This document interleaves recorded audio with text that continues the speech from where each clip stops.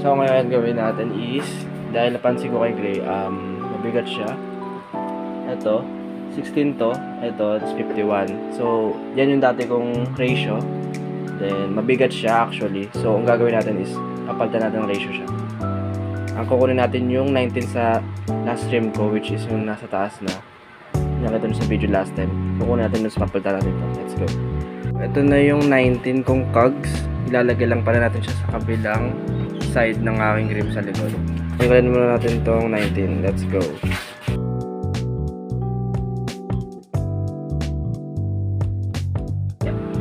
After natin matanggal yung cog lock, tatanggalin naman natin yung mismong cogs.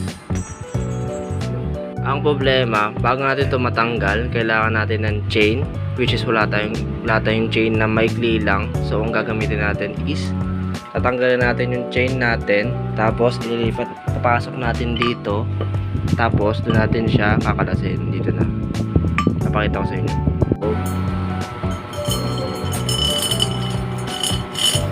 Tapos pagka-equal na siya, ayan, nakikita nyo equal na yung haba niya. Susuot mo tong natira dito sa cogs mo. Dapat yung saktong-sakto siya na walang matitirang ngipin, which is dapat isa lang. Tapos sasagad mo yung bakal mo dyan. Pagkasagad mo, yan, matitira dito, lalagyan nyo ng allen o kahit anong pantusok para mag-lock, hindi siya gumalaw. Sasagad nyo din siya. Yan. Pag na-lock nyo na siya, kesa nyo siya tatanggalin counterclockwise. Dahil sobrang higpit nitong cog na 17 na to, ay 19, nalagyan natin ng WD-40 pati matanggal. Nagpapatulong ako kay Angel.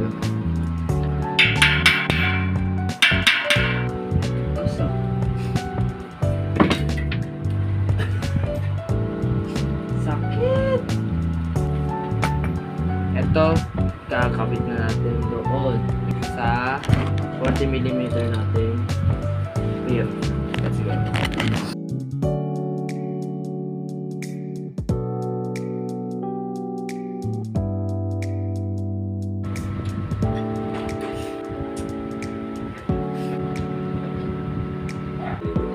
So, unfortunately, etong cog-lock natin is 35mm yung loob. Ito. So, hindi 32 to. Etong cog-lock na 32 to. Hindi siya kakasya dito dahil 35 to. Yep. Ayun. So, ang gagawin natin, tatanggalin natin yung dating cogs, tapos kakabit natin yung bago. Kaya na lang ulit. Ngayon, natanggalan natin yung 16 na Mamon! Natin yung 19. Hindi ko na na-video dahil sobrang tigas. Kapitan natin, let's go.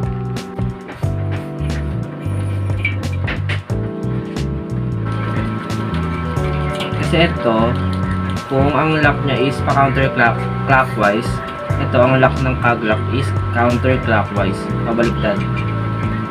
Para yung pwersa ng bike habang pinapadyak mo siya is masalungat para hindi siya paluwag. Gets? Come on, mas ka dyan! Tapos, lalak mo na yung cog.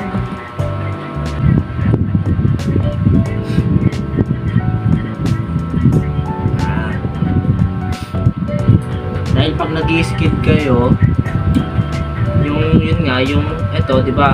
Nag-skid kayo. Pinipersa nyo siya paano? Pabalik. So, may cause siyang lumuwag. Kaya dapat higpitan nyo siya. Delikado yun, ha? Ang best na yun. Yeah! Then, tapos na. Kakabit na lang natin sa bike natin. Let's go. Tapos din guys, okay na. 19/51. Salamat sa panonood. Ride safe.